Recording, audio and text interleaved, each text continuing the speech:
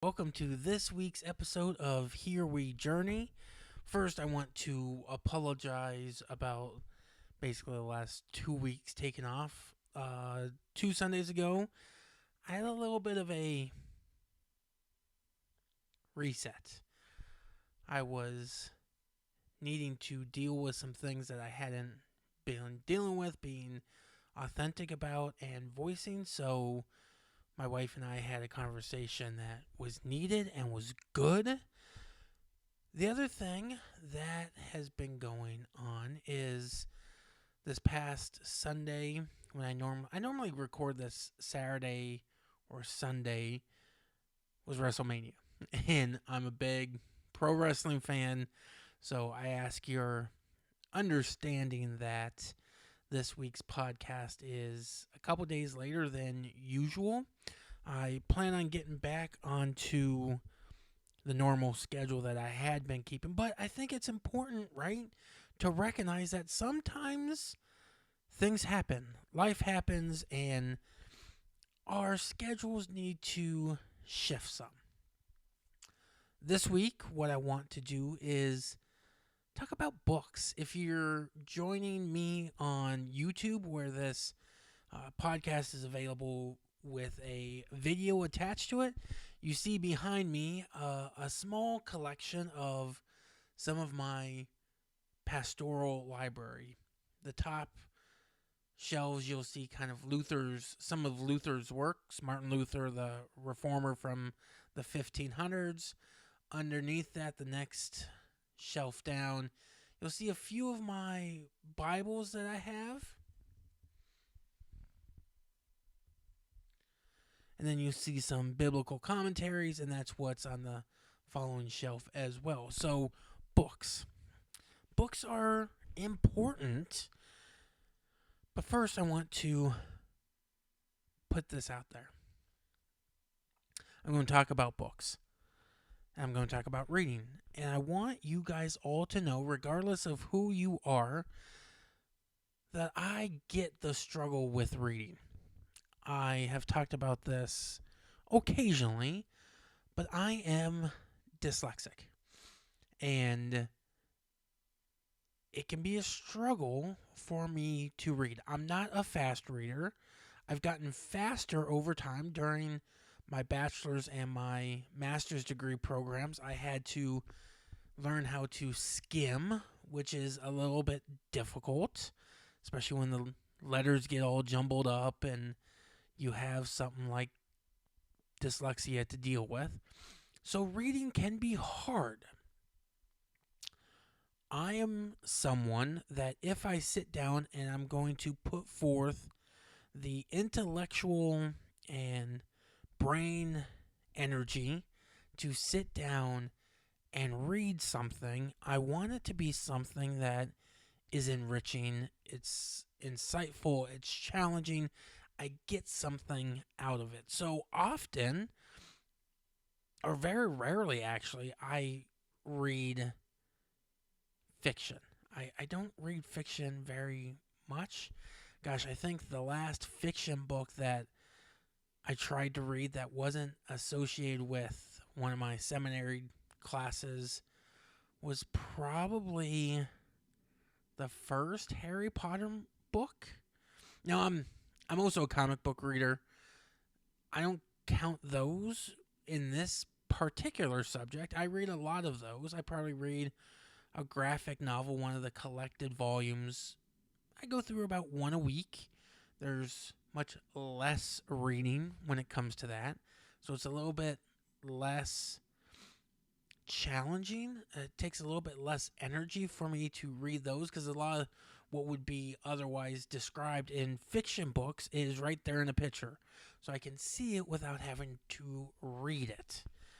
So that's a different topic. And maybe on another day I'll have one of my dear friends who is in many ways the encyclopedia of comic books come and we'll have a great conversation. But we're going to not talk about those today. Today I want to talk about some of the books that have helped shape me and have in many ways helped me grow to be the person I am now, while also recognizing I have more growth to do. So, of course, being a pastor, a person of faith, a Christian, the Bible is something that I read often. I spend time engaging. That's why I have all these biblical commentaries. I read it, I study it, I engage in the text. I am not a biblical literalist, though. So I do recognize that there are various ways to engage the various types of writing that is found in the Bible. I also don't want to spend a whole lot of time talking about that. Maybe in another episode I'll talk about the Bible. But no, the Bible is a key component for the way I live my life. Studying it, reading it, engaging with it. Outside of that, what are some books that have helped shape me to be the person I am today? Or at least, what are the books that you and I refer back to when times are difficult or when we have a question? Certainly, the Bible fits all those questions.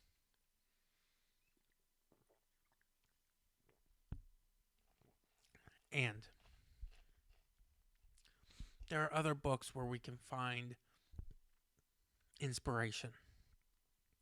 One of them, I wish I knew where my copy was, I would show it, is a book by the actor David Carradine, and it's The Shaolin Way. If you don't know David Carradine, he played a Shaolin monk in two TV series and a television show. There was Kung Fu and Kung Fu The Legend Continues.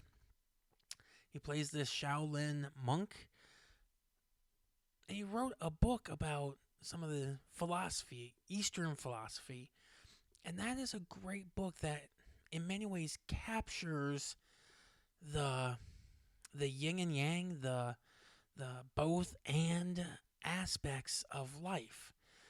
That oftentimes there is a little bit of good in the bad and a little bit of bad in the good. So let's talk about, like, when we're celebrating something, a graduation. We will often experience that we might feel sad for something or feel that something is missing. And it's usually because one of our loved ones either can't make it for various reasons, but they're still with us on earth, or that they have gone on, that their baptismal journey on earth has ended, and we're missing them being with us. We can be happy and excited, and both and. So we think about that. There's other books that have helped shape where I have been and where I am going. One of the favorite kind of leadership books I love is Dale Carnegie. Not the same Dale Carnegie as the music hall, Carnegie. But Dale Carnegie wrote a book called How to Win Friends and Influence People. He wrote some other books, but this particular book is a manual, some guidance on how to engage people, how to be someone that can build social capital and really get to know people and understand people. So, how to win friends and influence people. One of his golden rules that I often think about is never criticize, complain, or condemn. And it's said that people that teach Dale Carnegie principles to business groups and various other types of groups, there was a facilitator. I don't think it was Dale himself, but there was a facilitator that once said, if you can go 24 hours without criticizing, condemning, or complaining, I'll give you $1,000. And the man never had to give out $1,000. And it's because even if we don't vocalize it, we do often find ourselves criticizing, condemning, or complaining. Maybe we don't condemn a whole lot because we've worked past that bad habit. Maybe we're a complainer. Maybe we, again, don't vocalize it, but we keep it within ourselves. Complaining is complaining. The toll that it takes on us happens regardless of if we say it out loud or if we internalize it. It certainly is a big impact if we are constantly walking around and vocalizing our complaints. Have you ever been around someone that's always complaining? It's someone we end up not wanting to be around a lot, right? Their energy, their presence just is draining. So those are kind of two books that have impacted me for a few years now. Some other books that are relatively recent or newer books that have had profound impact on me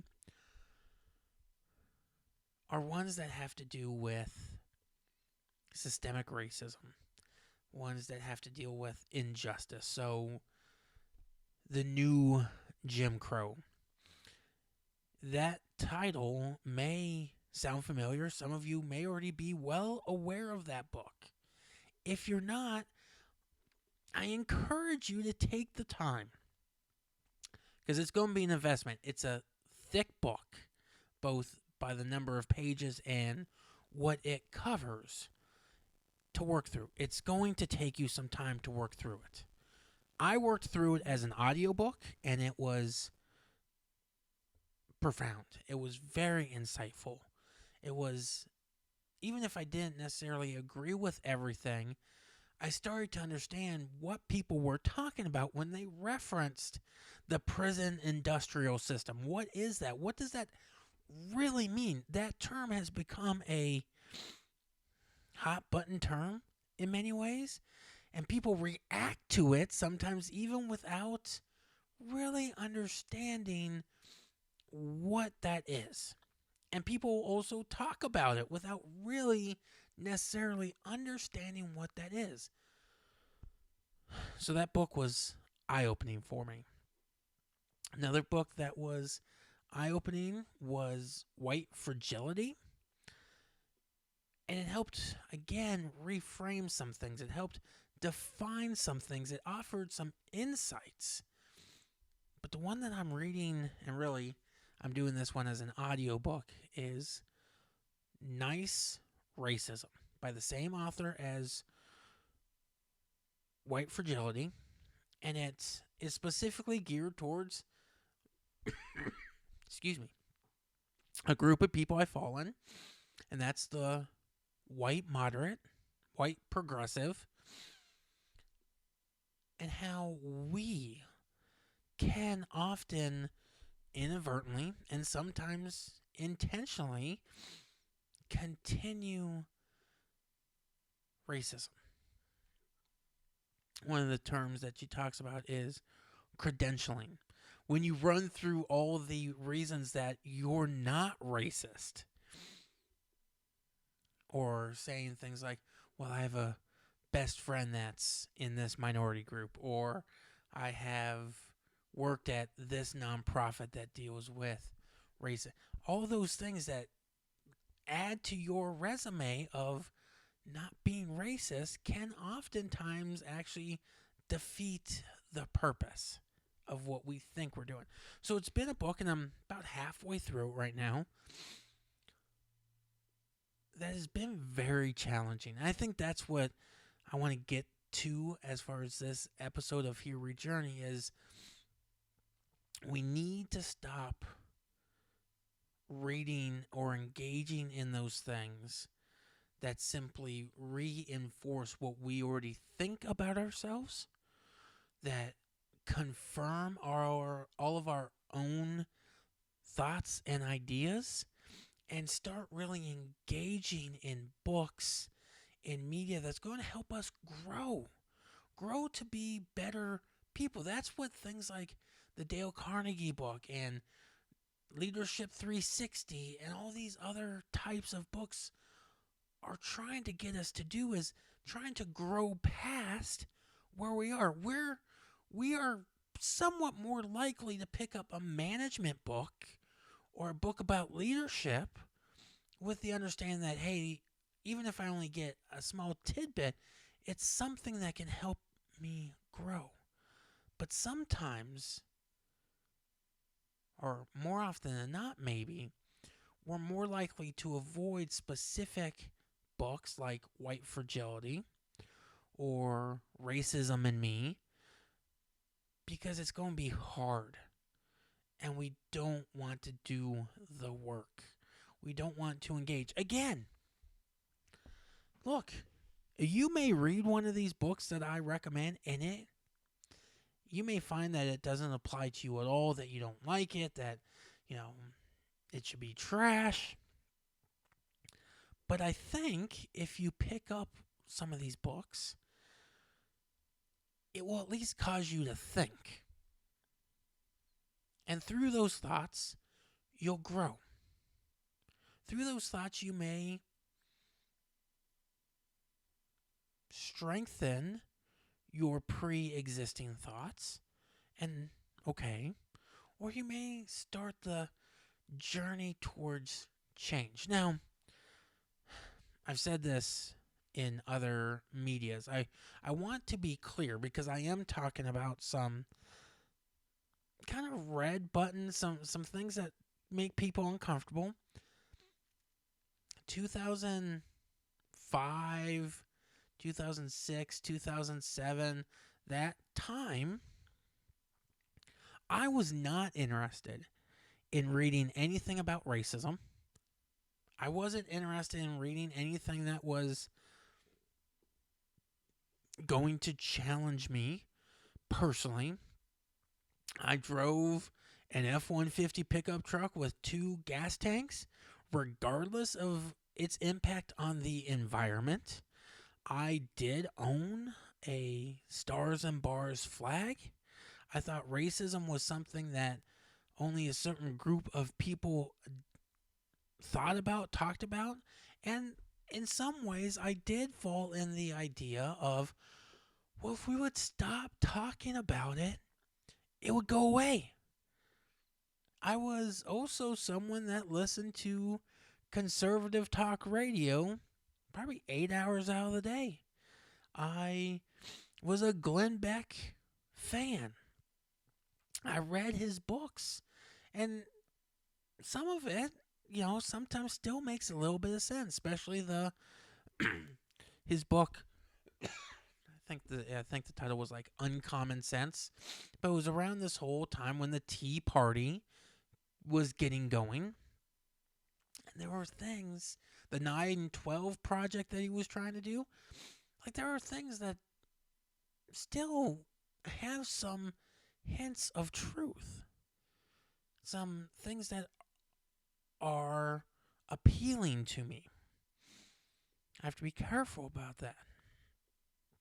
I read things that just simply reinforced what I read or thought already. Now I am far more likely to, yes, continue to read things that I understand and that do continue to reinforce some of my leanings. I will fully admit that. But even those things that will start to confirm some of my own feelings are also still books that challenge me to take it to the next step, or challenge me to continue the process of self-reflection and self-evaluation so that I continue to grow. And I do make a point to engage in some media that I know is presenting the opposite side of matters. so that I can continue to grow. Because again, even if I'm engaging in books or podcasts or whatever the media is, that I know, look, I know picking this up, going into it, I'm probably not going to agree with it. Sometimes I'm proven wrong. Sometimes I'm pleasantly surprised. Yet I still go through that exercise, that engagement, so that I can grow, so that I can look at it and go, okay, I get the argument. I can see how they got there, but I don't agree with it. Why don't I agree with it? Well, X, Y, and Z. Like, work through it, engage. That's the work that should come along the side of reading whatever books that we are reading. Okay, I don't agree with this, but why? And we shouldn't stop at, well, because. We should go through the process of saying, well, because of this, this, and this leads to this, and really flush out our own understandings. That's the only way we grow. That's the purpose so much of books.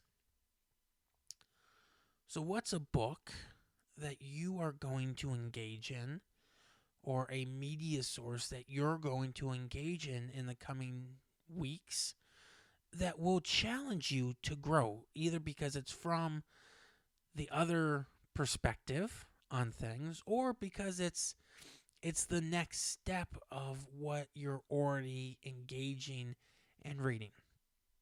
I'm going to continue to work through this nice racism, to work through and have some hard conversations with myself and some hard reflection so I can be a better person. Books shouldn't just excuse me, shouldn't just sit on our shelves. Books should challenge us to grow, to be better, to change. And that's what journeys are about, right? Here we journey. We're not standing in one place.